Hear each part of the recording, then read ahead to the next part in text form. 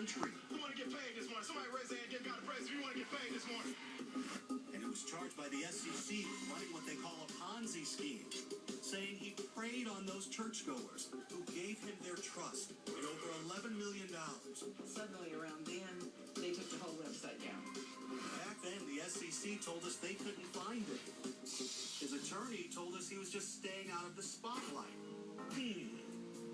Well, a few days ago, we got a curious tip. If we really wanted to talk to the Taylors, we might want to look in Lenexa, Kansas, specifically at a shop called Panacea Massage.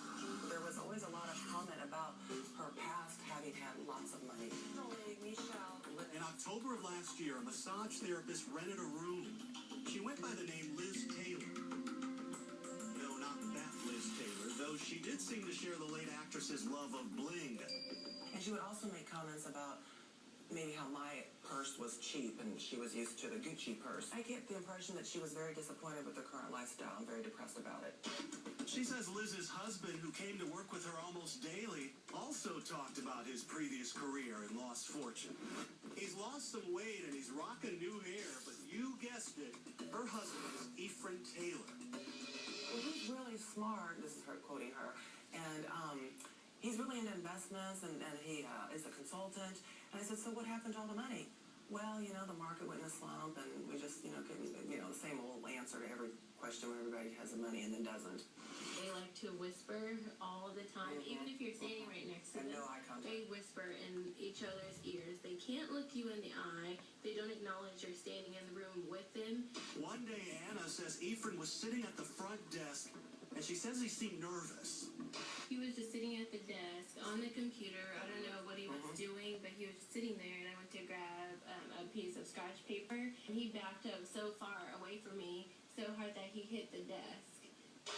When Pam decided to install security cameras to protect salon workers, she says Ephram took note. One of the comments that I was told he said to one of the other therapists here was, hey, look, they have cameras, be careful what you say because there's audio and there's night vision. Then it was like, well, what's going on? And this was when the salon ladies turned into amateur sleuths. She had me walk down the hallway, look at Liz's license, because we call her Liz. And I said, actually, her license is Michelle. Wait, Michelle Taylor, the recording artist? We spelled it completely out. She Googled it, and then the whole can of worms opened up at that point. They even found our ABC News Nightline story, which they viewed online. And then it ended up being the whole multi-million-dollar scam thing that all surfaced on the internet. That's how it all came together. So it was all within a matter of, 20, 30 minutes. And then it all just went, I was like, oh my God. I mean, we had no idea. Apparently, while all those investors wondered where he was, Ephram Taylor was spending his days in a suburban day spa. The salon ladies made the connection. They contacted one of our sources who called the lookout. A lot of people may have said, you know what, let's just wash our hands of these people, let them go. Oh, absolutely not. If you're so quick to take someone's money and just leave them high and dry, you're capable of anything. Our source told the lookout team about the Taylors' activity in Kansas, and sure enough, we caught up with them at an apartment complex.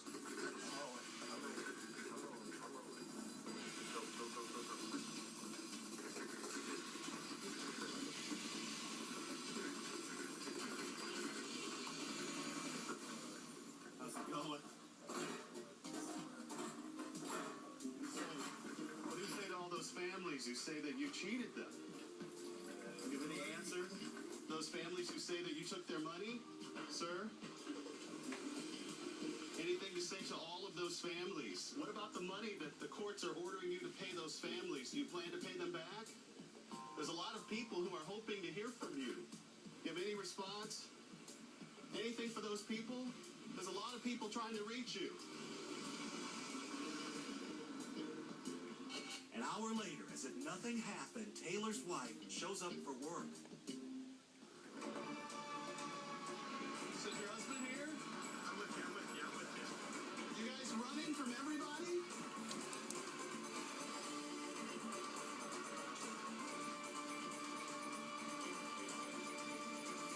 What do you say to the court? And all of that money that the court is asking you guys to pay back? families feel that you've cheated them. Is that right? Do you have anything to say to those people who say that they think that you've taken money from them? Do you have anything to say to those families at all? Her reaction was one of the strangest we'd ever seen, like she was walking the runway at a surreal fashion show. Do you have anything to say at all? Do you and your husband plan to go somewhere else after this? Not a word. The Securities and Exchange Commission would not go on camera for our story. Their latest judgment ordered Ephram Taylor to pay more than $14 million. He could be a very honest businessman and be very successful, but it doesn't appear that he went that route. We requested a more formal interview with Taylor, but the man with the gift of gab has fallen uncharacteristically silent. His lawyer says he has no comment. You don't bring sand to the beach, and you sure don't bring food there.